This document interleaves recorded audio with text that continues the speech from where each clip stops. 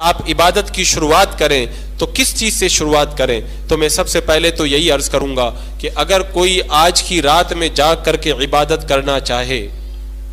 تو نفل عبادت کے بجائے اگر اس کے ذمہ کوئی فرض باقی ہے تو پہلے اپنے فرض کو ادا کرے، یعنی بالغ ہونے کے بعد میں اگر اس سے نماز قضا ہوئی ہے تو پہلے ان قضا نمازوں کو ادا کرے۔ ہاں اگر اس کے ذمے کوئی قضا نماز نہیں ہے تب پھر وہ نفل نماز کو ادا کرے اور نفل نماز کی برکتوں کو لوٹے، جیسا کہ فرمایا گیا کہ آج کی رات میں اگر کوئی قیام کرے گا اور عبادت کرے گا، نمازیں ادا کرے گا تو اللہ تبارک و تعالی اسے جہنم سے بری فرما دے گا۔ تو یہ اسی کے لیے ہے جس کے ذمے کوئی قضا نماز باقی نہ ہو۔ ہم میں بہت سارے لوگ ایسے ہیں جن کے ذمے قضا نمازیں باقی ہیں۔ اگر قضا نمازیں باقی ہیں تو آؤ سب سے پہلے ہم اللہ کی بارگاہ میں توبہ کرتے ہیں، اے اللہ جو ہماری نمازیں قضا ہوئی ہیں معاف فرما، اور ہم صدقے دل سے عہد کرتے ہیں ان قضا نمازوں کو ادا کریں گے۔ آج کی رات میں آپ شروعات کر دیں قضا نمازوں کو ادا کرنے سے، اس کے بعد میں تھوڑی تھوڑی کر کے ادا کرتے رہیں۔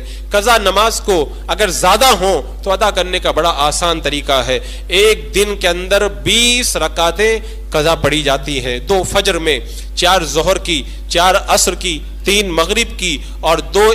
4 عشاء کی اور 3 وتر ملا کر کل 20 رکعت پڑھی جاتی ہے، اور ادا کرنے کی نیت بھی بڑی آسان ہے۔ سب سے پہلے نیت یوں کرے، نیت کی میں نے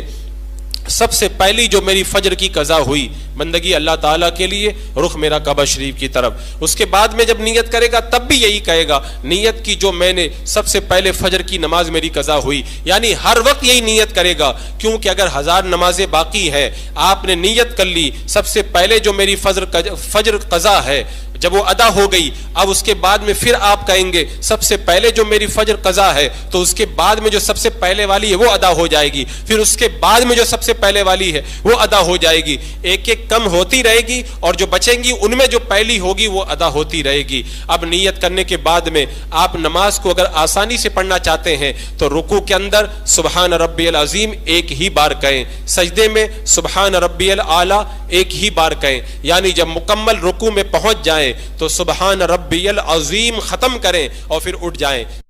سبحان ربی الاعلیٰ مکمل ختم کر دیں پھر سجدے سے اٹھ جائیں، تو اس طرح کچھ وقت بچ جائے گا۔ اور پھر تیسری اور چوتھی رکعت پڑھیں گے تو سورہ فاتحہ نہ پڑھیں، سورہ نہ پڑھیں، بلکہ آپ صرف جو ہے 3 مرتبہ سبحان اللہ سبحان اللہ سبحان اللہ پڑھ لیں، یعنی 4 رکعت والی نماز میں